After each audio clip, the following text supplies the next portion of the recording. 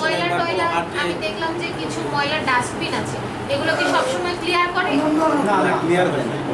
Clear হয় না। ভালো দিক। আচ্ছা, এটা কি ইউনিয়ন পরিষদ থেকে করার কথা? না, ইউনিয়ন পরিষদ থেকে না মনে হয় আছে। না, ইউনিয়ন পরিষদ থেকে যদি স্কিম নেয় তাহলে হতে পারে।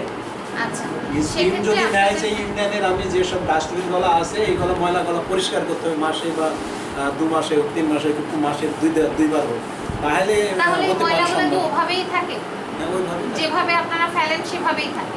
ওখান থেকে কোথাও নিয়ে যাওয়া হয় না। ওখান থেকে কোথাও নিয়ে যাওয়া হয় না? কোনো দিন যাওয়া ওটা কোনোদিন এবং নাইও তো এরকম কোনো ওই যে সুবিধা ডাক্তার দেওয়া হয়? অনেক সময় জলাবদ্ধতার কারণে পয় নিষ্কাশন না থাকার কারণে জলাবদ্ধতার কারণে এই যে এখন মশার যে প্রচুর জলাবদ্ধ কোন পুরা কোন জায়গাগুলোতে হয় হচ্ছে, এটা কি আপনারা ম্যাপে দেখাতে পারবেন যে কোন কোন জায়গাগুলোতে জলাবদ্ধ হচ্ছে একটু আমাদের বেশি কোন জায়গায় বা কোন জায়গায় বেশি হচ্ছে?